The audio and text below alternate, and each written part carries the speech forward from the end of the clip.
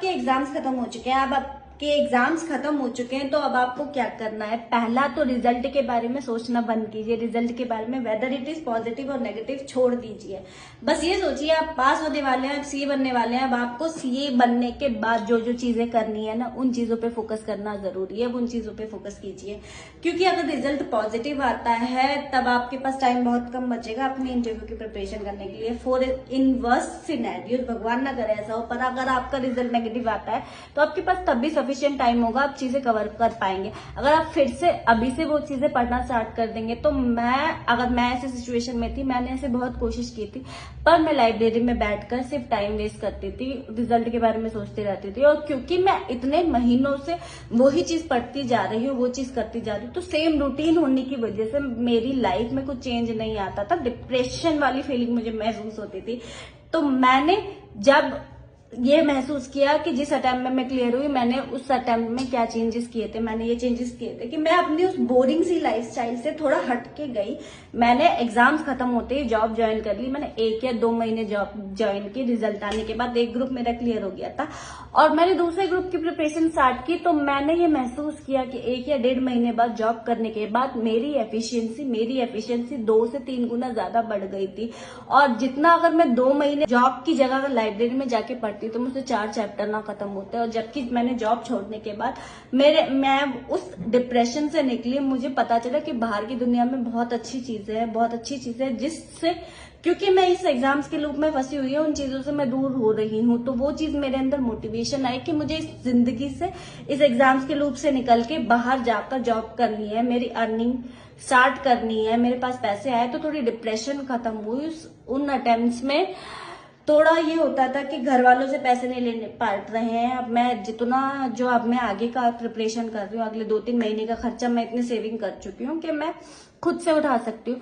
तो वो चीज आपको एक पॉजिटिवली पुश करती है। आपकी फैमिली वालों को ऐसा लगता है कि हाँ चलो बच्चा घर में पढ़ा नहीं है, मतलब ये कुछ और नहीं करना है, क्योंकि आप किताबें लेके बैठे रहते हैं, एग्जाम्स के बाद घर में ही पड़े रहते हैं, तो उनको ऐसा लगता है कि इनकी जिंदगी बची हुई है या फिर क्या हो गया है। तो अगर आप बाहर जाएंगे, जॉब करेंगे, तो उनको आपकी वैल्यू दिखाई देगी। तो फोकस कीजिए जॉब के ऊपर और फोकस कीजिए अपना रिज्यूमे प्रिपरेशन के ऊपर, क्योंकि रिज्यूमे आपको हर प्रोफाइल के लिए, हर कंपनी के लिए एक अलग सेपरेट रिज्यूमे बनाना है। फॉर एग्जाम्पल, अगर आपको केपीएमजी में ऑडिट की प्रोफाइल चाहिए तो आपके प्रीवियस एक्सपीरियंसेस में सबसे ज्यादा 70 से 80% ऑडिट के चीजें होनी चाहिए कि आपने ऑडिट में ये किया, इतना टाइम पीरियड ये किया है। और अदर एक्टिविटीज, फॉर एग्जांपल आपने टैक्सेशन में भी थोड़ा बहुत काम कर रखा है, तो उसको बहुत ही शॉर्ट में माइनर चीजों में दिखाना है, पर आपको मेजर चीजों में ऑडिट में दिखाना है। अगर आपको टैक्स की प्रोफाइल चाहिए तो आपके रिज्यूमे में 80% आइटम्स वो एडिड होने चाहिए कि आपने टैक्स में ये काम किया, ऐसे केसेस हैंडल किए, ये प्रोजेक्ट हैंडल किया, वो प्रोजेक्ट किया। 20% वो होना चाहिए जो अदर देन प्रोफाइल है। तो आपको हर कंपनी के लिए एक सेपरेट रिज्यूमे बनाना है। इसके लिए आप किसी पेड ऐप का सब्सक्रिप्शन ले सकते हैं, बिकॉज फ्री में ऐप बहुत सारे अच्छे, इतने ज्यादा ऑल्टरेशन आपके रिज्यूमे में नहीं करने पड़ते, बहुत ज्यादा महंगा नहीं होता, सब्सक्रिप्शन आप वो ले सकते हैं।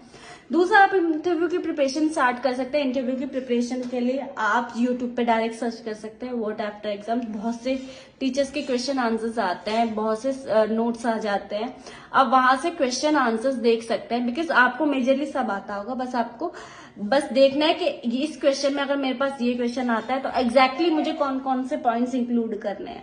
ये सारी चीजें बहुत हेल्प करती है। और या फिर आप इंटरव्यू के लिए किसी का पेड कोर्स ले सकते हैं, आप वहां से भी प्रिपरेशन, उससे ये हो जाता है कि आप सामने वाला पर्सन आपके मॉक इंटरव्यूज ले रहा है, तो वो आपकी, क्योंकि वो रेगुलर बेसिस पे यही काम करता है, वो आपकी कमियां देख पाएगा। वो एज एन इंटरव्यूअर आपके सामने बैठेगा तो आपको चीजें बताएगा कि इंटरव्यूअर को ये चीजें चाहिए और ये चीजें आपके अंदर वीकनेस है। आपको रैंडम कोई क्वेश्चन पूछेगा, वहां आप घबरा जाएंगे।